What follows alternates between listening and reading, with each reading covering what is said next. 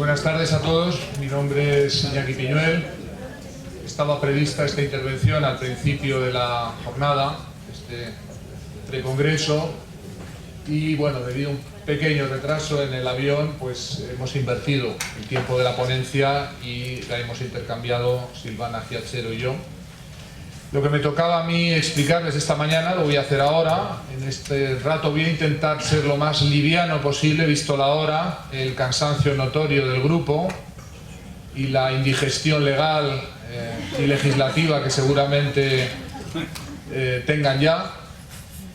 Yo quiero intentar explicarles, y este es el objeto de mi presencia aquí en Uruguay esta mañana, la experiencia en la implementación de protocolos contra el acoso escolar en los centros educativos en España.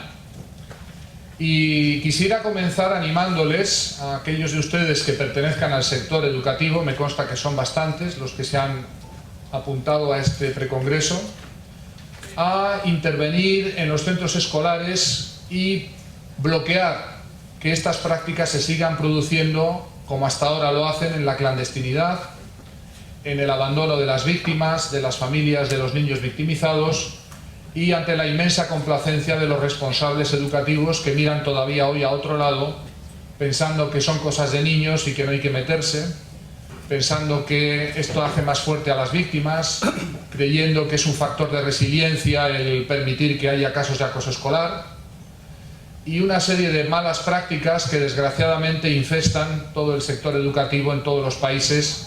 Entiendo que también acá en Uruguay. Yo voy a intentar explicarles cuáles son las características que deben tener los protocolos de prevención contra el acoso escolar si quieren ser efectivos.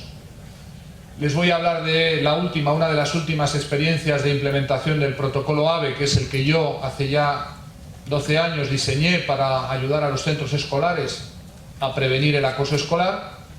Y también quiero permitir un tiempo al final de la ponencia para que ustedes formulen las cuestiones que quieran, si es posible y tenemos algo de tiempo, aclarar respecto a cómo operan estos procedimientos, protocolos de prevención contra el acoso escolar. Quizá lo más importante que haya que decir cuando comenzamos a hablar de este fenómeno es que la violencia escolar, el acoso y la violencia escolar puede y debe medirse. Son elementos que hemos aprendido a medir.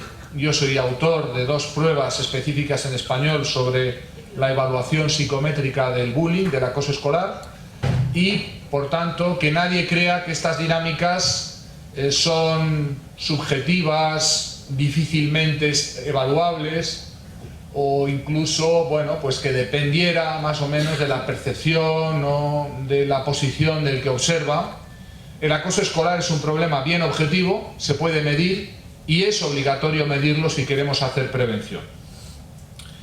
Voy a intentar explicarles por qué estas dinámicas de evaluación y de prevención se basan precisamente en tener claro que esta medida puede y debe realizarse. Y para ello quisiera también presentarles las características principales de este problema, del acoso y violencia escolar. Se ha hablado en esta mañana de la perspectiva jurídica, algo de la legislación que debiera interponerse. Yo voy a decirles algo más importante quizá, que es entender que la prevención del acoso escolar, haya o no haya una legislación, es una obligación moral, es una obligación de intervención que tenemos los adultos que estamos a cargo en los centros educativos de niños que no van a la guerra por las mañanas, vienen a la escuela, donde hay adultos que estamos a cargo de ese derecho fundamental que tienen a no ser acosados, maltratados y hostigados. Cuando un niño va al colegio, está en una situación que denominamos los psicólogos inescapable, no puede evitar ir al colegio, y cuando en esa escuela se le practican toda suerte de sevicias, violencias y hostigamiento, la situación de encerramiento y de ratonera le va a ir generando, cuando es acosado y maltratado, un producto psicológico que denominamos indefensión, que el niño aprende y que le lleva a desarrollar un daño cierto, que no es imaginario, un daño real, una verdadera secuela de la exposición a algo que no debiera existir y que todavía muchos adultos trivializamos y banalizamos. Es muy habitual que se clame al cielo contra la violencia escolar. Se dice, bueno, pues que es un convidado habitual de nuestros entornos escolares y educativos. Actos de indisciplina, faltas de respeto, vandalismo, agresiones también contra profesores. Todo esto afecta a la calidad de la enseñanza, afecta a un clima escolar terrible, donde lo último que un niño que vive en este entorno está atento es a estudiar y a aprovechar y a rendir académicamente. Muchas veces estos niños ya están pendientes de no ser identificados o de no ser machacados por los demás compañeros. E incluso sabemos que hay un porcentaje importante hasta de los profesores, tenemos estudios relevantes realizados en España por mi equipo, que revelan que también los profesores, los docentes, también son víctimas de violencias, frecuentemente a manos de los alumnos o a manos de los familiares de alumnos, especialmente de los padres, las familias, que son también fuentes de violencia para estos profesores.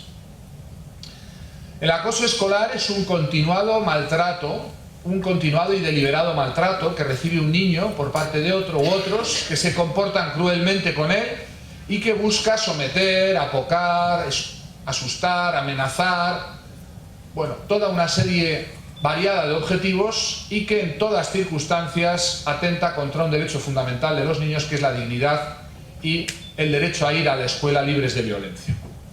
Cuando hablamos de acoso escolar, por tanto, estamos hablando de un comportamiento objetivo, estamos hablando de conductas de hostigamiento que existen en la realidad, no de fabulaciones, ni de invenciones, ni de subjetivas interpretaciones, ni de niños hipersensibles. Son verdaderos comportamientos que existen en la realidad y que hay que acostumbrarse a medir y evaluar tempranamente. Hablamos de un maltrato que se repite, estamos hablando de algo que no ocurre puntualmente, sino que, como se repite, forma parte de lo que el niño espera y descuenta emocional y mentalmente, y por eso le va a generar una serie de secuelas psicológicas, no inmediatamente, sino a medio plazo, y no por el último de los actos de hostigamiento que sufre, sino por la acumulación del gota a gota, que es la característica nuclear de este problema, cómo va minando, desgastando, erosionando la autoestima, la seguridad, la autoimagen del niño que resulta acosado. Y estamos hablando de un proceso continuado en el tiempo, un proceso que dura, y esa duración precisamente garantiza la creación de un cuadro clínico inquietante, del que ya se ha hablado esta mañana, el cuadro más habitual entre las víctimas de acoso escolar, el cuadro de estrés postraumático infantil, que aparece casi siempre en su versión cronificada y que va a dar lugar también a múltiples manifestaciones y signos clínicos que vamos después a encontrarnos en variadas manifestaciones del problema, familiarmente, escolarmente, socialmente, niños que van a quedar marcados, tocados y que van a dejar de ser los que eran anteriormente. Y luego algo que es muy importante, este proceso produce una estigmatización en la víctima y le induce a un aislamiento y a un círculo de victimización que va a repetirse en el tiempo, toda vez que estos niños, al quedar tocados, marcados y estigmatizados, generan un perfil bajo, generan un perfil más fácilmente acosable, que luego les convierte en víctimas mucho más fácilmente en futuras situaciones, incluso en otros centros escolares, una vez que salen del centro en el que fueron hostigados. También genera efectos para los agresores. Sabemos que los niños que participan recurrentemente en casos de acoso escolar se sienten impunes, refuerzan su poder social sobre el grupo, y que los que están percibiendo al principio como testigos mudos las agresiones, al cabo de un tiempo sienten la presión mimética, imitativa, de también participar en ese linchamiento de una víctima única, convirtiéndose el caso de acoso escolar en una situación imposible, no de uno contra uno. Quienes crean que el acoso escolar es un asunto de dos niños, víctima y agresor, no entienden lo que es el problema, sino una situación de unanimidad persecutoria, una situación de todos contra uno, que desgraciadamente para ese niño se vuelve imposible de gestionar, y también a veces ya, cuando tienden a intervenir tarde, el centro escolar tampoco puede ya gestionar ni hacer nada poco más que sacar a la víctima de ese entorno. De una correcta comprensión del acoso escolar viene una correcta intervención. Y debemos saber que la mayor parte de las violencias que sufren los niños en el entorno educativo son violencias mucho más psicológicas que físicas. Claro que existen las agresiones, pero estas violencias psicológicas no generan la alarma de los adultos, no generan la intervención rápida de los centros, están como soterradas, mientras que las agresiones que dan lugar a partes de lesiones, partes hospitalarios, enseguida generan una preocupación, una alarma, incluso la intervención policial y judicial. La violencia psicológica, que consiste en el hostigamiento verbal, las burlas, la ridiculización, es algo que forma parte de una clandestinidad habitual, algo que yo ilustro habitualmente con esta imagen de un iceberg, algo que no está a la vista, que está bajo la línea de flotación, pero que es el 90% de la violencia que sufren los escolares también aquí en Uruguay. También son invisibles los daños, los cuadros de estrés postraumático, las depresiones, las somatizaciones, los ataques de pánico, las crisis de ansiedad, por supuesto la ideación suicida, los niños que están pensando recurrentemente en quitarse de en medio, los cambios permanentes en la forma de ser que acompañarán a esos niños a la vida adulta y les convertirán en víctimas más fáciles de otras formas de acoso, la ruptura o la quiebra en su autoestima. Todos estos son daños invisibles que hay que evaluar psicométricamente y que frecuentemente no aparecen tan evidenciados como una herida, un golpe, una herida sangrienta, un parte hospitalario, algo que sí genera la alarma, la alerta y que hace intervenir rápidamente a todos los adultos. Estos cuadros, cuando los recibimos en la clínica, están en una forma avanzada, cronificada, requieren tratamientos a veces de larga duración y muchas veces ni siquiera estos niños son tratados porque no se evalúa correctamente las secuelas, los daños psicológicos que presentan. Lo que no se mide no se puede gestionar. Suelo repetir, y en esta materia de acoso escolar más que nunca, tenemos la obligación no de certificar casos de acoso escolar, no estamos haciendo investigación para obtener una tesis doctoral, hacer un trabajo bonito de investigación para presentar en congresos. Estamos tratando de identificar en qué aulas, en qué lugares están los niños victimizados para de un modo temprano y de una manera proactiva intervenir como institución educativa. Atajar la violencia psicológica en sus primeras manifestaciones es el único modo de detener el acoso escolar. Y de un correcto concepto de acoso escolar se deriva un modelo correcto de intervención. No podemos seguir pensando que el acoso escolar requiera más de 6 meses de exposición a la violencia para acreditarse, que el niño acosado tenga que presentar daños psicológicos ya para poder acreditar el bullying.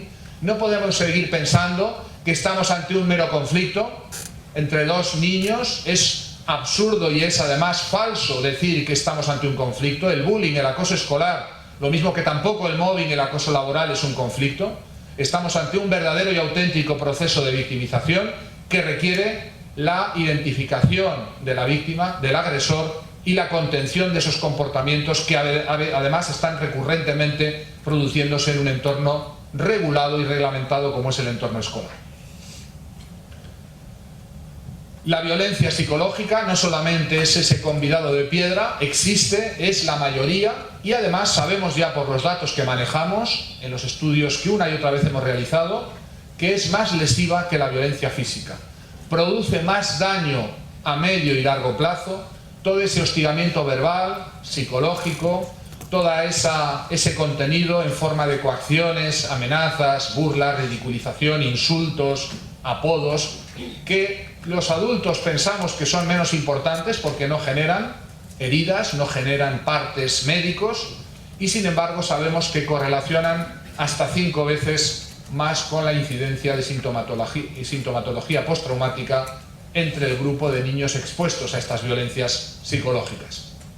La tecnología siempre más refinada de la violencia social y psicológica, esa violencia de guante blanco que es cada vez más extensa en nuestra sociedad, que incorpora formas cibernéticas para producir un mayor daño y escalar logarítmicamente el daño psicológico que se practica a un niño utilizando las redes sociales, utilizando el acceso a Internet para expandir y extender mucho más todo ese daño.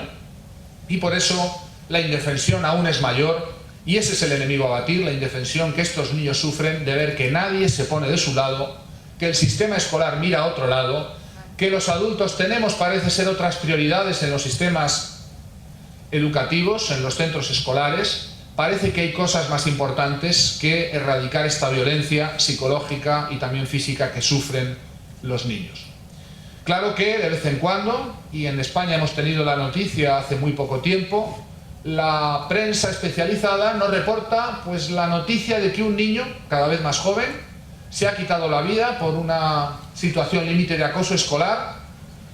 ¡Oh cielos! ¿Quién lo hubiera imaginado? ¿Quién lo hubiera pensado? Nadie puede creer que esto haya ocurrido, ni muchas veces las familias sabían lo que estaba ocurriendo, y los centros escolares siguen paralizados, siguen mirando a otro lado, siguen sin invertir ni un solo peso en la prevención del acoso escolar. Los pocos responsables educativos que hay en esta sala son a felicitar. Hay muchos responsables de colegios privados y públicos en Uruguay que deberían estar aquí intentando aprender cómo se hacen protocolos de prevención y no tardando en implementarlos de forma inmediata en sus centros escolares. Pero parece que hay cosas más importantes que erradicar la violencia escolar. Se trivializa y banaliza esta violencia, o se dice que ya nos estamos ocupando de ella porque tenemos programas de valores, de charlas, de fomento de la convivencia, todas ellas cosas tan bien intencionadas como difícilmente acreditable su impacto en la violencia escolar. Todos esos programas no resisten la prueba del 9, el crisol de la evaluación, para evaluar si realmente todos esos programas tan bien intencionados están teniendo de verdad éxito a la hora de erradicar, aunque sea en un solo porcentaje, la intensidad de violencia y acoso escolar que sufren los niños. Todo esto para decirles de mi creciente sensación de que finalmente en el sector educativo no hay un verdadero interés por este tema. Todo el mundo se llama escándalo cuando hay niños que se quitan la vida, o cuando hay niños que han recibido tal grado de violencia física que también resultan dañados muy gravemente, pero nadie entiende que sea una responsabilidad acuciante, y todavía hoy son muy pocos los padres, las familias que exigen ese derecho fundamental a los centros escolares de que sus hijos vayan al colegio, a la escuela, libres de violencia. Yo espero y animo desde aquí, por supuesto al Uruguay, a las naciones hermanas que están acá en este precongreso, que insistan cada vez más en la exigencia a los poderes públicos, no solo de legislar, está bien legislar. Hace poco decían en la ponencia anterior, ha habido leyes, por ejemplo en la Argentina la hay, pero no hay desarrollo reglamentario de esas leyes, pero no hay la obligatoriedad de establecer procedimientos de medida y de evaluación temprana en todos los centros escolares. Da igual hacer una ley si luego no sabemos en qué aula cuántos niños están sufriendo esto, y por tanto es necesario que las familias, la sociedad, insistan sobre los poderes públicos, sobre el legislador, sobre el Parlamento, sobre el Senado, en la necesidad de obligar, sí, obligar a los centros escolares a realizar esta prevención de manera taxativa, no facultativa, de manera taxativa. Nos va mucho, no solamente por el sufrimiento de estos niños, sino por el aprendizaje nocivo y tóxico de otros muchos que están mirando lo que ocurre y que aprenden a ponerse del lado de los agresores, aprenden a mirar a otro lado, aprenden a obviar la solidaridad natural con las víctimas, aprenden que el mundo es una selva desde muy temprana edad, donde conviene colocarse siempre del lado del poderoso. Es decir, también el bullying, el acoso escolar, es un nefasto aprendizaje para los que son testigos de estas dinámicas. Es un no aprendizaje, un aprendizaje tóxico, nocivo, pero que va a permanecer a veces a lo largo de una vida y que luego tiene repercusión en otros problemas en la vida adulta, como es el mobbing, del que también estamos hablando en este precongreso.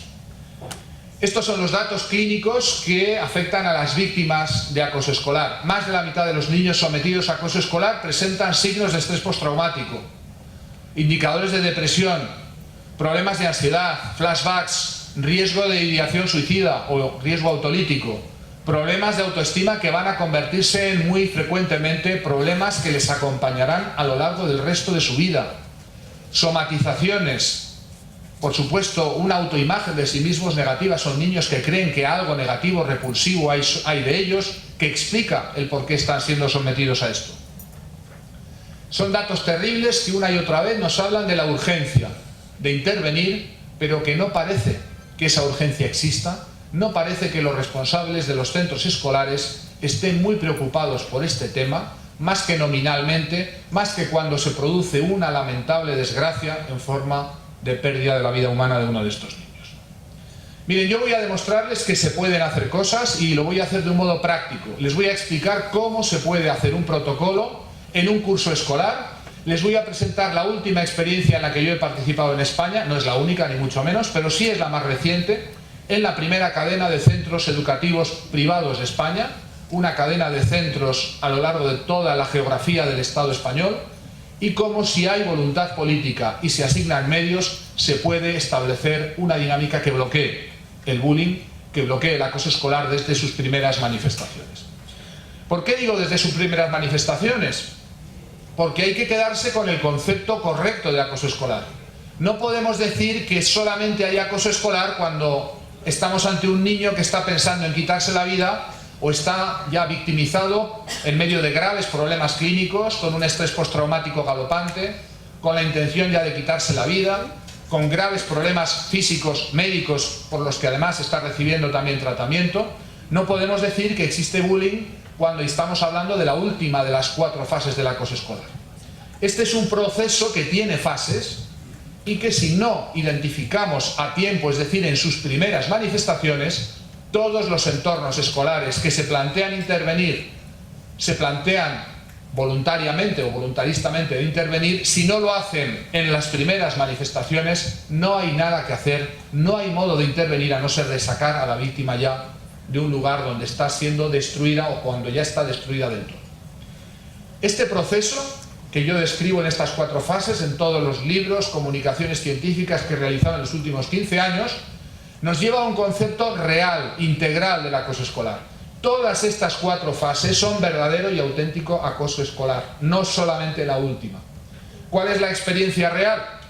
Los pocos centros escolares, cuando intervienen ante casos de bullying, intervienen solamente en la 3ª o 4ª fase, cuando ya hay un entorno alterado, cuando hay una víctima que se ha convertido en un chivo expiatorio, cuando hay una víctima que tiene daño en 8 escalas clínicas, cuando hay un niño que ya lo único que quiere, y su familia también, es salir como sea de ese colegio, de ese aula, de esa escuela donde ya no puede aguantar más. Si intervenimos a partir de esta 3ª o 4ª fase, la única intervención posible es terminar rematando a la víctima, excluyéndola, sacándola, eliminándola de un entorno donde ha sido victimizada, obteniendo el premio, los que la hostigan, de la salida de su víctima, obteniendo el reforzamiento, y el grupo que está ya convertido en un gang de hostigamiento, obteniendo también un aprendizaje tóxico, un aprendizaje terrible, un aprendizaje negativo, que es ver cómo se salen con la suya, ver cómo la víctima se tiene que retirar, tiene que abandonar el centro, porque si no va a terminar siendo linchada físicamente, y por tanto es casi ya la última solución, eso, o ya exponerse a daños mucho más graves o incluso a daños que pueden costarle la propia vida al niño. Siempre empiezan los casos de bullying con primeras conductas, que es como cuando llueve. Siempre que llueve comienza goteando. Es en esta primera fase, donde las primeras conductas se toman como triviales, como banales, donde las primeras conductas son ignoradas, donde el grupo y sobre todo el niño que instiga el proceso, no olvidemos que hay niños especializados en repetir recurrentemente contra otros niños este instigamiento, este lanzamiento de la bola a rodar. A veces también son, desgraciadamente, algunos profesores los que, desgraciadamente hay que decirlo, instigan el proceso, comenzando a ser ellos mismos los que se burlan, ridiculizan o estigmatizan o señalan a la víctima, dándole permiso tácito al grupo para liquidar después o seguir la actuación. Es en estas primeras manifestaciones donde se selecciona a la víctima y donde, ante ese perfil bajo y ante la inacción del sistema educativo, pasamos a la segunda, donde ya la repetición de las conductas, la impunidad, la inacción, lleva a la aparición de una indefensión y a la aparición de los fenómenos habituales del acoso, el miedo, el terror, las somatizaciones en las víctimas. Solamente podemos identificar en la primera y segunda fase los casos de bullying si medimos. Y medir en el sistema escolar queridos amigos, significa aprender a darse la mala noticia de que en nuestros centros escolares tenemos en cada aula casos de bullying. Lo voy a repetir por si, avanzada la hora como está, alguno se hubiera dormido. En todas las aulas donde hemos medido el fenómeno del acoso, hay casos de niños que reportan recurrentemente conductas de violencia y acoso escolar habituales contra ellos. No estamos hablando de un fenómeno residual que afecta solo a los pocos niños que avanzan hasta el final y piensan en quitarse la vida. Estamos hablando de que en cada aula existen niños que, si son debidamente evaluados, si se aplican herramientas de medición psicométrica, van a ser identificados. Desgraciadamente, en los centros escolares de manera mayoritaria, y quiero subrayar de manera mayoritaria, gloriosas excepciones hay, también hay que decirlo, pero son eso, excepciones, se mira a otro lado y los centros escolares son reacios a medir porque saben, y ahí está la mala conciencia, que hay que denunciar, saben que si miden el fenómeno se lo van a encontrar. Saben que si miden, evalúan el fenómeno, si preguntan a los niños escolarizados sobre las conductas que sufren recurrentemente de acoso escolar, van a encontrarse con el problema. Y esta mala fe no se puede perdonar ni excusar. Si los responsables escolares de los centros educativos miran a otro lado, es porque prefieren que los casos avancen, incluso que las víctimas que llegan hasta el final salgan finalmente de los centros escolares, a tener que detener el problema midiéndolo, porque saben que medir significa darse una mala noticia que no quieren darse.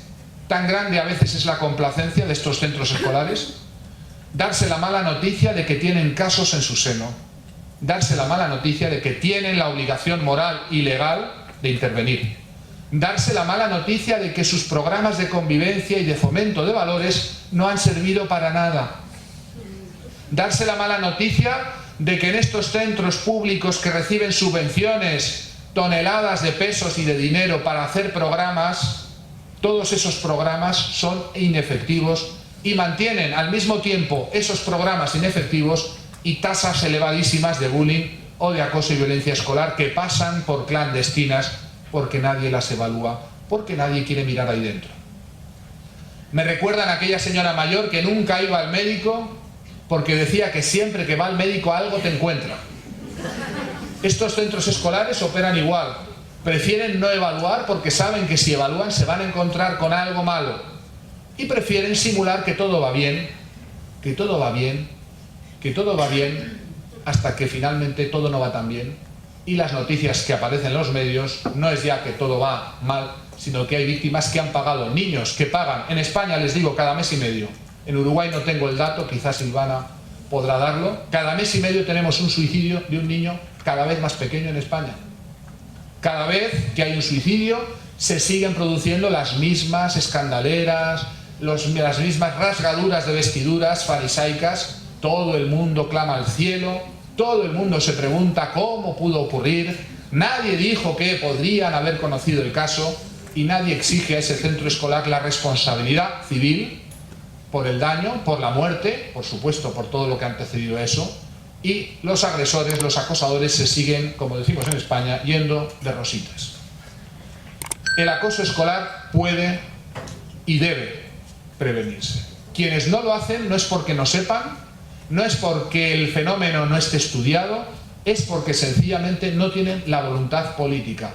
Todos esos responsables educativos que no están en estas jornadas en el Uruguay son responsables de ignorar la tecnología que existe para hacer esta labor de prevención y implementación, que es sencilla, que no requiere grandes inversiones, requiere voluntad política, requiere adultos que tomen la sartén por el mango, el toro por los cuernos y que se den, que se den la mala noticia de que tienen, claro que sí, todos los centros escolares tienen casos de acoso en cada aula, en cada nivel. Mucho más también en los niveles más pequeños de primaria, tengo que decirlo, contra el mito extendido de que el acoso escolar fuera un problema de la secundaria o de los niños más mayores. Esto es otro de los mitos interesados en torno a este fenómeno. Quiero, muy rápidamente, porque también estamos muy avanzados en la hora, explicarles cómo se puede hacer Y por supuesto quedarme a su disposición para cualquier consulta posterior que quieran realizar de si alguien en el Uruguay quiere implementar en sus centros escolares estos programas, el programa AVE, o adaptar el programa AVE a la idiosincrasia propia, lo puede hacer. Es una obligación moral hacerlo. El que no lo hace es porque no quiere o porque prefiere que el problema avance y que el problema se convierta en un problema insoluble para ciertas víctimas ya extremas. ¿Cuál es la filosofía de este programa AVE, que es el que nosotros creamos en España y estamos aplicando en esos centros escolares avanzados que apuestan por la innovación educativa, por la calidad educativa y que no apuestan por la negación del problema o mirar a otro lado o decir que todo va muy bien o decir que estamos trabajando la convivencia escolar sin saber qué está pasando realmente porque no miren? La filosofía es la evaluación continuada. ¿Qué significa la evaluación continuada? Pasar de una dinámica reactiva a esperar que los casos avancen y tener que intervenir de una manera casi ya irreversible, ya donde no hay nada que hacer o casi nada que hacer, pasar a ser proactivos. ¿Qué es ser proactivos?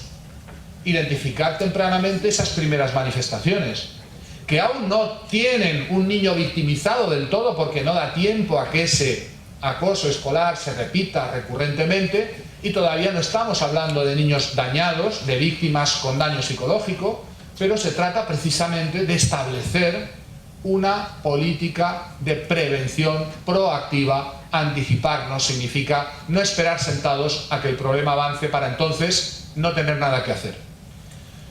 En segundo lugar, establecer una línea de medida. Nosotros creamos el primer test, el único test que hay en español para evaluar el acoso escolar y sus secuelas clínicas, el test AVE, que también tiene el mismo nombre que el programa, cuyas siglas son acoso y violencia escolar, que comercializa la empresa TEA. Más adelante creamos una segunda herramienta para screenear o identificar de un modo mucho más rápido y breve el acoso escolar, y esta herramienta es el TEBAE, el test de evaluación breve del acoso escolar, que pusimos a disposición en nuestra web www.acosoescolar.com para todo el mundo, para todos aquellos centros que quisieran evaluar rápida y preventivamente el acoso. Con esta evaluación tenemos un mapeo del territorio. La evaluación temprana nos da un mapa del riesgo real aula por aula. Sabemos dónde están los niños que reportan esas conductas desde el principio. Sabemos dónde aparecen riesgos. Sabemos dónde dejan de aparecer porque se han resuelto situaciones de acoso. Y por tanto, el director de un centro escolar, el director o directora de una escuela, tiene la capacidad en tiempo real, si realiza esta evaluación de modo continuado, de saber, de tener el pulso, la temperatura de las aulas, la tasa de acoso escolar por grupos, por niveles, por cursos, aula por aula y niño por niño. Nadie puede llamarse a escándalo andana después diciendo que no sabía lo que ocurrió cuando se evalúa breve y tempranamente estas manifestaciones primeras. En tercer lugar, estos protocolos de prevención apuestan por la intervención y, hay que decir la palabra, por las medidas de protección que incluyen contener las conductas violentas y, sí, palabra que hay que acostumbrarse, sancionarlas.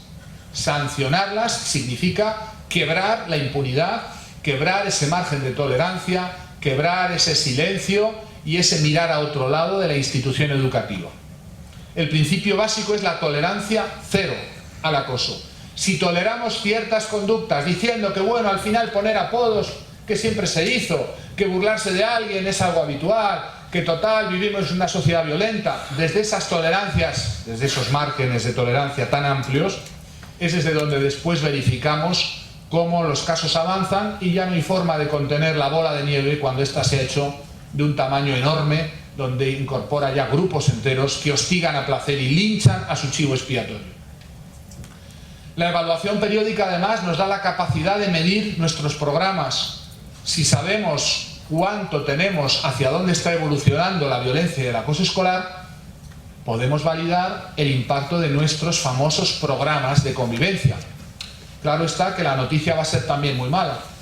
¿Cuál va a ser la noticia? Pues que esos programas tan bien intencionados, tan voluntaristas, no tienen efecto respecto a la reducción real y efectiva de la violencia y acoso escolar, porque no están trabajando la violencia y porque desde hace ya muchos años los que investigamos el acoso escolar sabemos que la convivencia escolar es muy buena y coexiste con situaciones de acoso escolar y que muchas veces esa maravillosa convivencia se basa sobre la eliminación y el linchamiento de ciertos niños que se convierten en lo que llamamos chivos expiatorios o, en psicología social, integradores grupales negativos. Es decir, están justificando esa buenísima convivencia de todos los demás, que sí tenemos a nuestro chivo expiatorio, al niño del que nos reímos, a la niña a la que excluimos, no dejamos jugar, a aquel al que le pegamos collejas, golpes.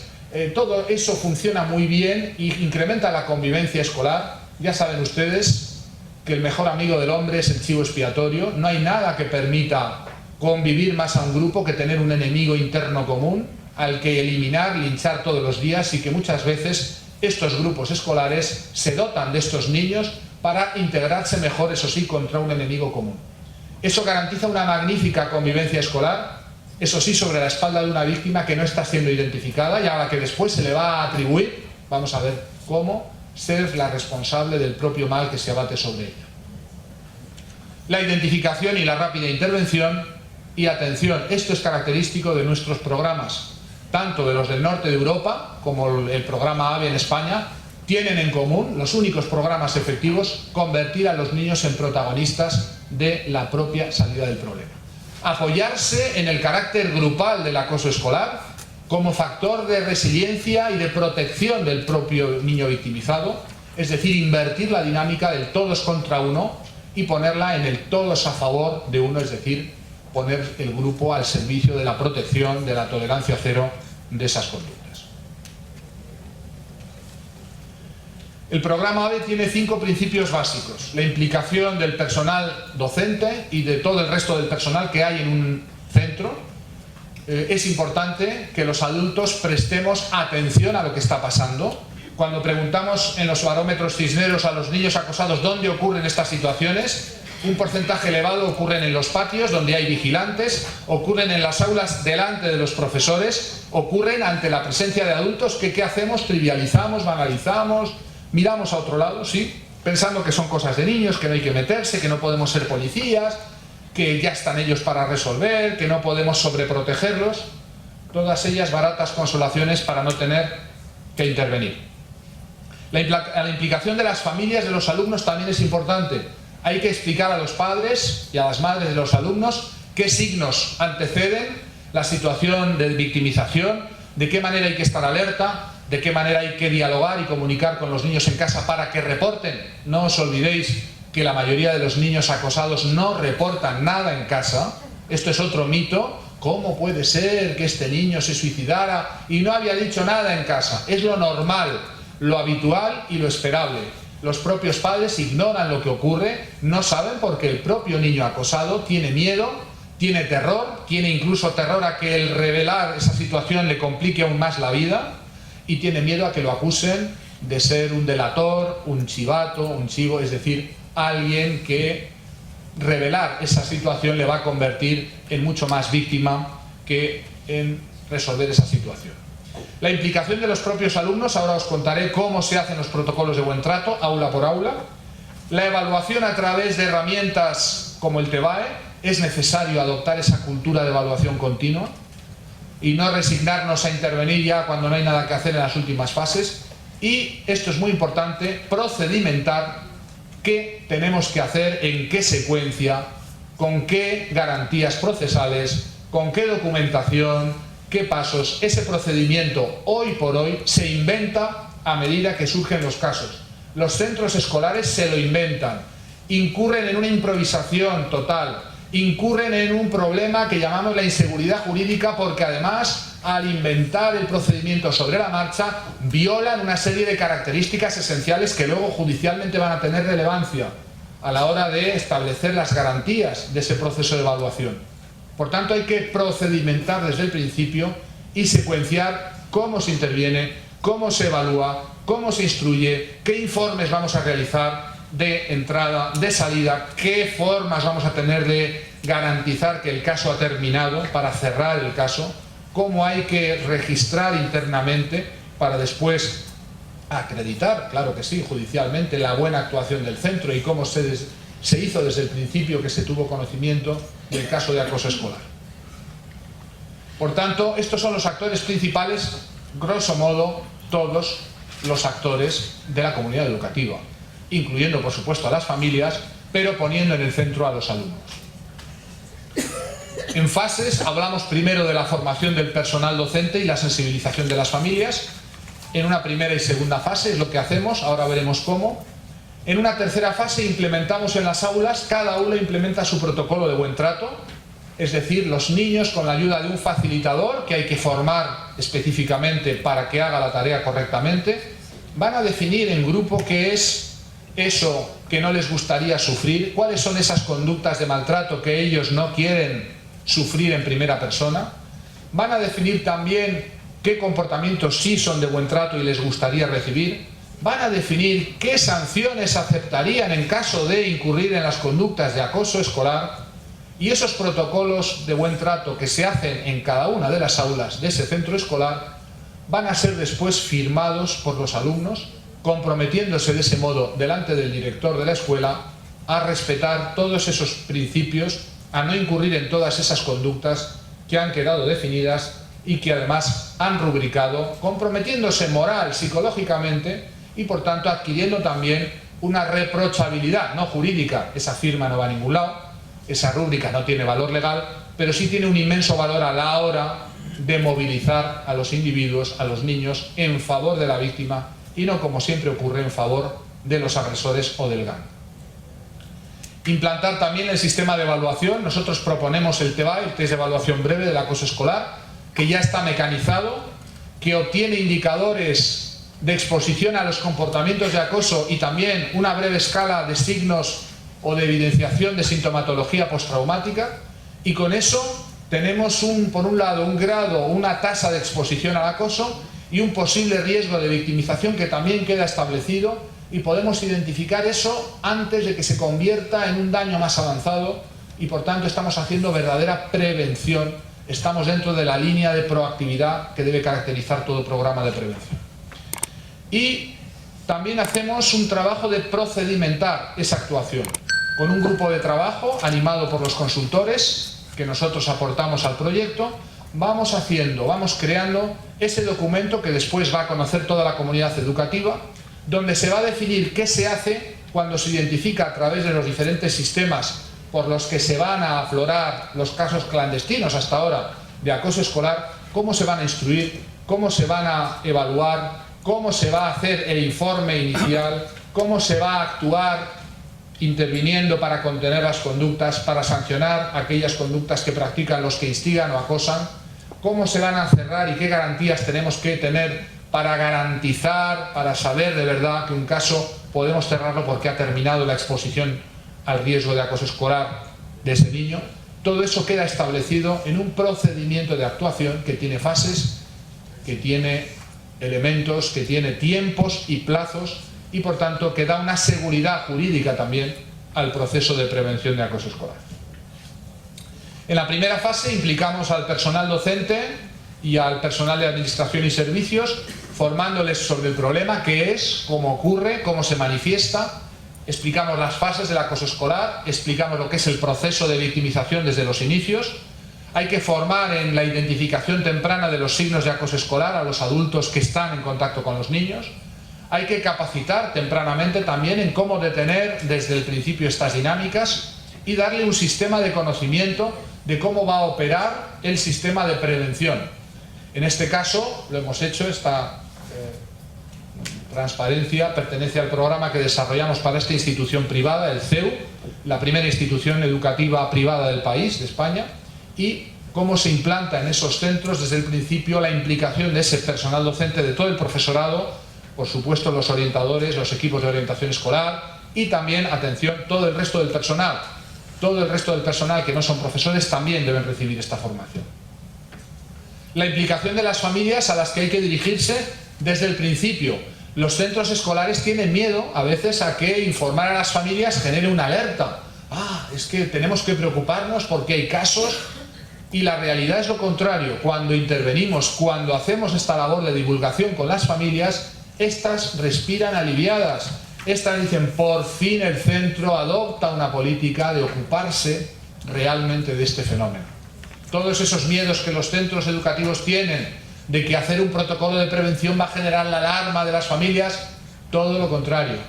Las familias quedan securizadas, quedan tranquilas sabiendo de que se está poniendo todos los medios para intervenir tempranamente. ¿Cómo son las conductas de apoyo? Muy importante, las familias de los niños acosados deben situarse de su lado, deben estar al lado de la víctima, no cuestionarla, no dudar de sus versiones, algo que todavía pues hacen mucho los padres y madres de las víctimas. ¿Cómo se debe actuar el rol ante las situaciones de acoso y violencia escolar? Y cómo también deben operar, cómo deben informar por escrito a los centros en cuanto conozcan las primeras manifestaciones de este problema. La tercera fase es la implementación de estos protocolos de buen trato en las aulas, que se hacen a través de un sistema de creatividad denominado Metaplan, en el que los niños, con la ayuda de los facilitadores, definen en un sistema de tarjetas, un sistema de animación interaccional que permite visualizar el trabajo y la producción grupal, definen esas conductas de maltrato que no quieren sufrir y que nadie querría recibir, definen lo que es el buen trato, las conductas de buen trato que sí quieren recibir y, muy interesante, se les lleva a reflexionar sobre qué sanciones impondríamos a los niños que participan en esas situaciones de acoso. Ese protocolo de buen trato, que se hace por cada aula y que es diferente en cada aula, quiero llamar la atención sobre la enorme creatividad que tienen los niños, muy especialmente los más pequeños, cuando se les lleva a trabajar en grupo, en reflexión sobre estos comportamientos. Y a mí me llama la atención en la capacidad de creatividad que tienen a la hora de inventar los castigos que se les van a imponer a ellos mismos. Son enormemente creativos. Los niños más pequeños adaptan esos castigos o esas sanciones a su nivel. Y hay cosas que a los adultos jamás se nos ocurrirían, que suelen ser muy efectivas para precisamente detener y sancionar. La ratificación de ese protocolo se hace en un acto formal donde se va llamando niño a niño, se le va llamando, se levanta, acude donde está el panel con el resultado del grupo, con el resultado de la producción grupal, y firma con su rúbrica comprometiéndose a no incurrir en esas prácticas. El director finalmente también firma el protocolo y ese trabajo grupal queda expuesto a la vista en el aula a lo largo de todo el curso escolar. Se hace al principio del curso escolar y queda para ser después retomado, trabajado en el régimen de formación en valores, cuando haya posibles casos de acoso escolar, para recordar de qué manera nos hemos comprometido como grupo, qué comportamientos no son aceptables. Ya nadie puede llamarse andana diciendo que yo pensaba que esto era un juego, que yo no pensé que esto haría daño. Esto está procedimentado, protocolizado en el aula desde el principio del curso. Y el hecho de convertir a los niños en garantes del derecho de otros compañeros de no ser maltratados es la clave de bóveda de por qué este programa, lo mismo que otros programas del norte de Europa, tienen éxito. Porque son programas que vienen de abajo arriba y no meramente impuestos de arriba abajo, donde los niños se sienten ajenos a lo que se está decretando desde la dirección de los centros, cuando más desde el legislador, el inteligente legislador que cree que por el hecho de establecer una ley o un reglamento, los niños, pues conocedores de esa ley o el reglamento, van a dejar de acosar. Todo esto pertenece a la ingenuidad bautismal. Los niños, si no se trabaja desde abajo, aula por aula, con estos protocolos, no asumen, no se implican en esta lucha, les parece algo que sí, en teoría están de acuerdo, pero en la práctica no se movilizan en contra del acoso escolar. Estos protocolos de buen trato tienen un enorme valor añadido. Tienen el enorme valor añadido de que es el grupo el que se pone de acuerdo y además se compromete activamente en detener estas dinámicas, por supuesto, en no incurrir en ellas, y además, muy importante, aceptan la reprochabilidad que su comportamiento puede tener.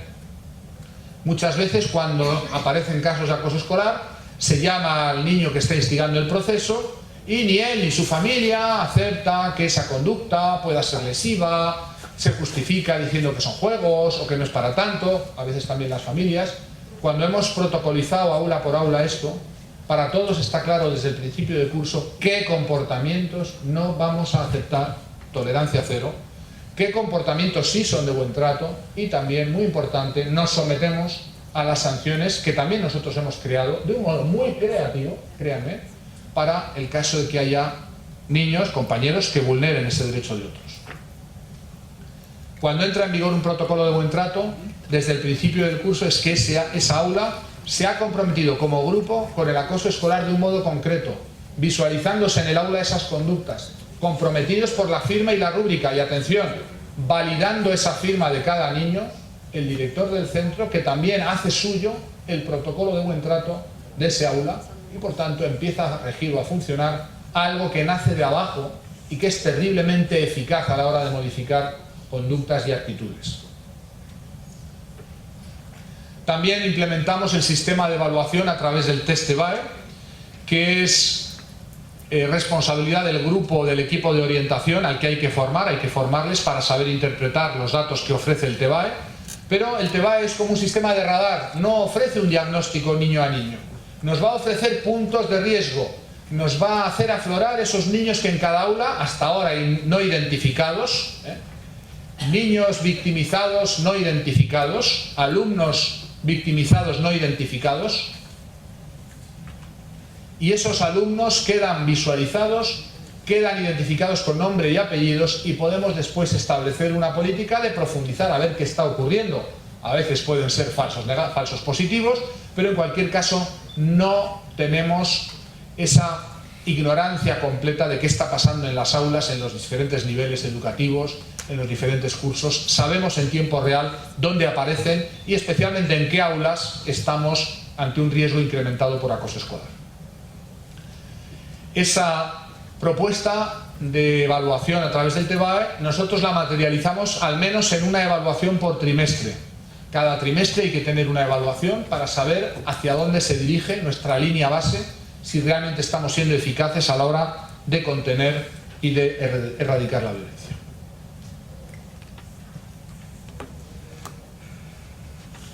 En una perspectiva temporal, aquí tenéis la línea del proyecto con sus fases. En el primer trimestre es donde hay que trabajar más, sobre todo cuando queremos implementar en un curso escolar al principio. Hay que hacer la formación del personal y del docente y del no docente. Tenemos que trabajar con las familias en la divulgación, sensibilización e información.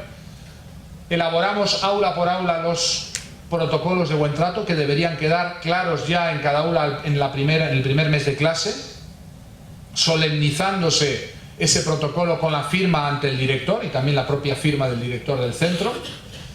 Y además comenzamos ya en el primer trimestre estableciendo una evaluación a través del test de evaluación breve del acoso escolar, del TEVAE, que después se repite en el segundo trimestre y se repite en el tercer trimestre, dando lugar no a una fotografía, sino a un vídeo, y dando lugar a que podamos validar también el impacto de nuestra implementación de un protocolo. ¿Cuánto realmente reduce la violencia y el acoso escolar la implementación del protocolo AVE? Lo tenemos medido, como promedio un 80%. Esto es un programa basado en la evidencia, no es un programa voluntarista, no es un programa de charlas, de valores, de fomentos de la convivencia. No sabemos eso, qué impacto tiene si no medimos. Nosotros medimos antes, medimos después y la diferencia es menos 80% como promedio. Y al mismo tiempo hay que implementar el procedimiento de actuación preventiva en fase 5. Eso lleva un poquito más de tiempo. Hay que adaptar el protocolo inicial. Lo que nosotros damos es el borrador del procedimiento AVE, que tiene una serie de características. Y esas características después hay que adaptarlas, en primer lugar, a la legislación local. En España tenemos 17 comunidades autónomas que tienen 17 legislaciones diferentes, y en cada centro escolar hay que ver cómo hay que ajustar a las exigencias locales del gobierno regional de turno, y por supuesto hay que adaptar a la legislación del país que exija determinados parámetros. Vamos a decir que en general las exigencias son muy genéricas y que las leyes donde existen son leyes verdaderamente de mínimos. Por tanto, el protocolo AVE lo que aporta es una gran cantidad de pluses respecto al mínimo que exige la ley, pero por supuesto lo mínimo hay que establecerlo. El protocolo de actuación preventiva define plazos, como os decía, define responsables, define actores y establece en la dirección del centro escolar la responsabilidad máxima de que este sistema funcione. Lo digo porque jurídicamente debe quedar cada vez más claro. Aquí les están hablando también desde la perspectiva jurídica, pero debe quedar claro que es responsabilidad del centro escolar erradicar este fenómeno. Esto no es responsabilidad de los niños ni de las familias, y cuando un siniestro ocurre, ha ocurrido porque el riesgo no fue evaluado ni se intervino a tiempo, y hay que acreditar que todos los medios de prevención estuvieron establecidos para quedar excluida la responsabilidad. Si no, son cada vez más, al menos en España, las sentencias que condenan a los centros escolares a pagar indemnizaciones millonarias, no porque practicaron el bullying, claro que no, sino porque omitieron el básico deber de proteger, de contener las conductas cuando supieron de ellas y incurrieron más bien en la práctica de mirar a otro lado, de negar el problema y de ser, como siempre, reactivos ante el fenómeno en lugar de ser proactivos. Bueno, aquí tienen un poco el calendario real de todos estos centros, de una cadena privada que está en toda España, con como hemos hecho en este último año para implementar a lo largo de un curso escolar en esos centros todas estas partes del programa AVE.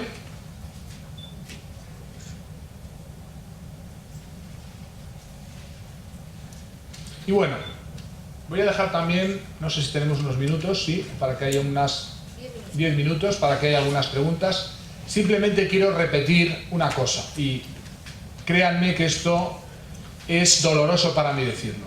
Tengo la sensación, y llevo ya muchos años dedicado a la divulgación de los problemas de acoso laboral y acoso escolar, tengo la sensación de que los centros escolares están muy atrás todavía en la sensibilidad respecto al bullying. Tengo la sensación creciente de que se intentan poner parches. Existe la desgraciada tendencia que ha reportado también el doctor Miguel Ángel Estrada en México, que es coorganizador con Silvana Giachero del 4º Congreso Mundial. Él ha alertado de que en muchos centros escolares, no conozco si también se está haciendo acá en Uruguay, ojalá que no, están contratando seguros escolares para defenderse de las demandas judiciales que van a venir por su inacción ante los casos de bullying. Esto es lamentable y esto es verdaderamente una mala fe por parte de responsables que tenían o tendrían que realizar una labor de prevención y de proactividad que no hacen.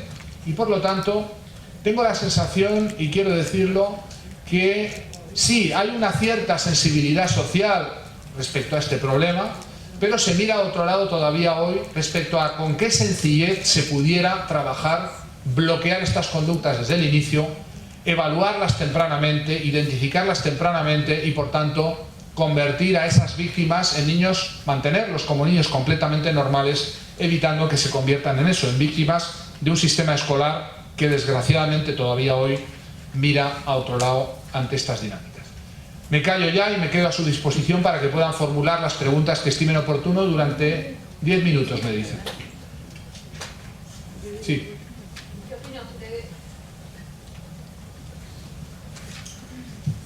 ¿Qué opina usted del uso del celular dentro de la institución de los niños? Que en mi institución está permitido el uso del celular, por ejemplo.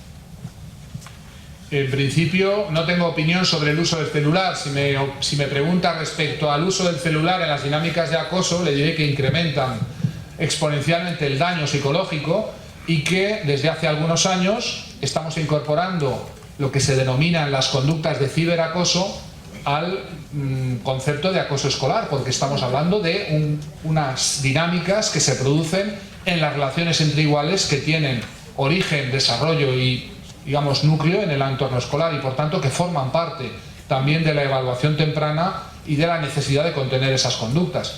¿Qué puedo decirle? Pues que ha incrementado muchísimo, le digo exponencialmente, el daño cuando esas agresiones, coacciones, burlas, ridiculización, humillaciones se graban, se registran o se extienden en la red. Y el daño es mucho mayor que, por ejemplo, hace 15 años cuando yo empecé a medir este fenómeno, donde pues era muy raro que los niños usaran los medios de internet, las redes sociales. Hoy en día es lo normal y esto pues se ha incrementado sustancialmente y está en el origen de buena parte de los casos de suicidio. Es decir, hoy en día se usa el WhatsApp para amenazar. La última niña, no el último niño que se suicidó hace 2 meses, pero la niña que anteriormente se suicidó en un centro escolar de Madrid, la última conducta de hostigamiento que recibió es una amenaza pidiéndole por WhatsApp 50 euros a traer al día siguiente y si no iban a ir a por ella entre varias compañeras. esa fue la última conducta reportada a través de un medio como es WhatsApp. Entonces sabemos que esto pues incrementa el sufrimiento de la víctima en un grado pues extremo. Sí. ¿Cómo le va, doctor? Yo estoy bastante más negativo también con usted. Uno que ha leído algo de Hannah Arendt y los procesos de demonización de poblaciones enteras, que pudo leer un poco lo de William Golding, El Señor de las Moscas, donde los niños se matan entre ellos en una isla. Y hoy, actualmente en Uruguay, tuvimos un incidente en verano con un problema de unas casitas en Maldonado, donde se estudió un poco el comportamiento de los jóvenes, de cómo se comportaban en esa situación. Y una reconocida psicóloga acá, Natalia Trenchi, hacía un paralelismo con los elefantes jóvenes que se los reubicaban en el sur de África, y se veía la violencia que tenían cuando no tenían a los mayores cerca. ¿Es un poco la naturaleza humana? ¿Qué es lo que pasa? Pues mire, es verdad, es connatural a la especie humana coaligarse contra un enemigo común. ¿Qué me he encontrado yo después de muchos años de investigar tanto el mobbing como el bullying? Pues que tienen en común un fenómeno común denominador, que es la generación de un chivo expiatorio. Ese trabajador en el ámbito del mobbing, después hablaremos del mobbing, ese niño en el ámbito escolar, al principio no, porque al principio el efecto señal puede ser cualquiera, puede ser una circunstancia externa, como haber llegado de un centro escolar más tarde, haber sido el último en llegar, o puede ser el aspecto físico del niño, puede ser que haya sacado la mejor nota o la peor nota de la clase, puede ser la niña más guapa, frecuentemente acosada por todo el resto de niñas en el ámbito escolar. El efecto señal puede ser cualquiera, pero lo que sí es cierto es que eso permite al grupo reagruparse contra. Claro, la pregunta del millón es, en nuestra sociedad, en el siglo XXI, ¿cómo podemos enseñar a los niños a convivir no sobre la espalda de chivos expiatorios de los que automáticamente los grupos humanos nos dotamos, sino fomentando la convivencia de otro modo? Piensen, si no, cómo se hace hoy en día política en cualquier país del mundo, cómo se hacen las campañas para ganar las elecciones, cómo se diseñan los concursos televisivos, cómo se habla de expulsiones, nominaciones. El mecanismo central del bullying y del mobbing es el mecanismo que, sin darnos cuenta, existe en las familias, donde hay sus chivos expiatorios, sus garbanzos negros, sus puntos filipinos, decían antes en España, no sé acá cómo dirán. Es decir, en familias, grupos escolares, grupos laborales, grupos sociales, no hay nada mejor para convivir que tener un enemigo común interno. Sencillamente pasa una cosa, que esto ya es inadmisible. Las sociedades antiguas practicaban el linchamiento ritual de esos chivos expiatorios, liquidándolos, sacrificándolos, eliminándolos físicamente. Es el nacimiento de la religión. Sagrado, sacral, viene de sacrificial, se sacrificaban seres humanos, más adelante animales, y después sacrificios de otro tipo, simbólicos. La pregunta es, ¿podemos permitirnos en el siglo XXI crear bases de convivencia que no impliquen cargar contra individuos internos al grupo, que sí, nos federen y nos coaliguen a todos, pero sobre la sangre de esos individuos? Es una pregunta importante. Debieran dar ejemplo, en primer lugar, nuestros políticos que diseñan sus campañas electorales chivo expiatorizando al adversario, intentando aglutinar a todos contra mi adversario. Siguen los programas televisivos, que basan sus audiencias millonarias en la polémica. Vieron ustedes que un programa donde hay discusión, violencia, donde uno insulta a otro, donde uno se burla de otro, sube la audiencia, lo que llaman los expertos el share, ¿no? Lo saben y lo hacen, y lo practican deliberadamente. Los programas tipo Gran Hermano VIPs, con expulsiones, con nominaciones, votaciones, todos contra la víctima. Estamos hablando de algo más extenso que simplemente el problema del bullying, del mobbing. Estos son las puntas del iceberg, claro. Estos son los que finalmente nos resisten. Y por eso es muy importante quebrar desde el principio esa bola de nieve que se va haciendo cada vez más grande y que luego es imparable. Vaya usted a detener a un estadio de fútbol, 80.000 espectadores insultando a al árbitro. ¿Cómo detiene usted eso? Vaya usted a detener a una clase entera que ha tomado a una niña o a un niño como chivo expiatorio y se burla de todo lo que dice, se ríe cada vez que interviene en clase, lo excluyen en los juegos, le ponen apodos. ¿Cómo detienes eso? Hay que actuar preventivamente y hay que actuar grupalmente y hay que actuar poniendo a los niños desde abajo como protagonistas. Más. Buenos días, bienvenida. Muchas gracias por estar. Yo trabajo en educación pública, lo cual hace bastante más complicado. ¿Por qué? Bueno, me explico. Lo cuestiono. Permítame cuestionarlo. No es más complicado porque está en la administración pública. Bueno, no es tan sencillo. Por lo menos acá en Uruguay. El tema de que los niños firmen un compromiso, ellos son menores de edad. Y eso, a quien pretende implementar esto, puede ponerlo en una situación difícil porque justamente ellos no pueden firmar nada, tienen que hacerlo con la anuencia de sus padres. Entonces yo pregunto qué estrategias puede tener quien pretende implementar algo para lograr que los padres se acerquen y apoyen esa iniciativa. Bueno, le vuelvo a recordar, ya lo he dicho, esa firma no tiene ningún valor legal, lo podrá decir el abogado experto que va a hablar en un rato, Carlos Leite, ¿verdad? ¿Lo puedes explicar después? Es un compromiso para con el colegio, exactamente, para sus compañeros. Nadie lo va a llevar ante un tribunal. Es como cuando van al baño. Pero también puede hablar del tema del protocolo. Bueno, le reporto a la intervención del mayor experto en Uruguay, que vendrá después a hablarles de esto, así es que yo no me callo. Pero le digo, esa firma lo que tiene es un valor moral y educativo. Y a mí lo que me sirven estos protocolos es para involucrar e implicar. Para que nadie, ningún niño de un aula pueda decirme, como a veces dicen, que ellos no sabían, que yo no pensé que esto hacía daño, que yo pensaba que era un juego, que son las explicaciones que van a darnos siempre los hostigadores, los instigadores. Y este es el valor. Y al menos en España no tiene ningún valor jurídico, creo que aquí tampoco, eso lo aclarará Carlos Leite después, pero sí tiene un valor enorme de cara al cambio de actitudes y a la modificación de ese grupo que inicialmente está pasivo en los casos de acoso y finalmente está activo, pero activo contra la víctima.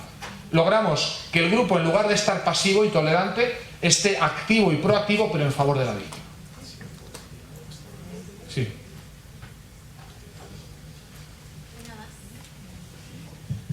Hola, buen día. Creo que hoy no se hizo mucha referencia al tema que ustedes a veces refieren del pacto de silencio, no solo de los cómplices, sino de la propia víctima que no se anima a pedir ayuda, y me gustaría que se nombrara brevemente el proceso psicológico que lleva a que la víctima no pida ayuda y que por eso también solo conocemos mínimamente los casos que hay de acoso. Muy bien, está muy bien formulada. Lo que pasa que no solamente eso, yo me he dejado muchísimos elementos del problema del acoso escolar porque no es una ponencia sobre el tema del acoso escolar, sino más orientada a la prevención. Aún así, le diré, cuando un niño entra en esa dinámica de convertirse en el blanco primero de unos pocos y luego de muchos y luego de todos, unanimidad persecutoria, que a veces despista esto. El otro día en España me comentaban en uno de estos centros donde una víctima y el profesor de gimnasia, educación física, reúne a todos los niños y les preguntan a ver qué tienen contra la víctima y claro, todos uno detrás de otro van poniendo a caldo a la víctima. Y el final de la intervención del profesor es, ¿ves? Si todos hablan de mí, algo tendrás. Si todos hablan mal de ti, algo tendrás tú que haber hecho, ¿no? Es decir, ese tipo de no comprensión, esa mala intervención que es muy habitual y que por supuesto está a la orden del día. Cuando un niño sufre esta actuación grupal unánime, o al principio no tan unánime, pero finalmente unánime, lo que va convirtiéndose es en una víctima no consentidora, no es, por cierto, cuestionemos una vez más la aplicación del psicoanálisis a cualquier proceso de victimización. Yo ya me he cansado, vengo de la Argentina donde ya me he peleado bastante con los psicoanalistas, pero acá creo que también hay un gran impacto, ¿no? Todavía, menos, pero todavía existe. Vamos a ver, ese niño no es un masoquista que esté inconscientemente buscando ser castigado, por Dios. Ese niño es una víctima y como todas las víctimas del maltrato, desde el maltrato doméstico, el mobbing laboral, el acoso escolar, el propio maltrato les lleva a internalizar algo que se llamaba la introyección de la culpabilidad. Y al introyectar la culpabilidad, ese niño cree que es merecedor de lo que le pasa. Cree que es malvado, perverso, torpe, estúpido, repulsivo, feo, todo lo que le atribuyen. Y por tanto, no crea usted que tiene convicción de su inocencia. Un niño acosado no llega a casa y le dice a sus padres: papá, mamá, sabes, me hacen bullying en el colegio y soy inocente y esto es inadmisible. No es esto.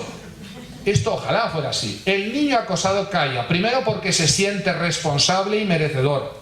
A veces también porque teme que si dice algo va a ser peor. Pero porque el maltrato repetido... ¿Qué pasa con las mujeres maltratadas? Que se lo diga Silvana, todos los que hemos trabajado con personas victimizadas, también en el maltrato doméstico. ¿Qué nos dicen?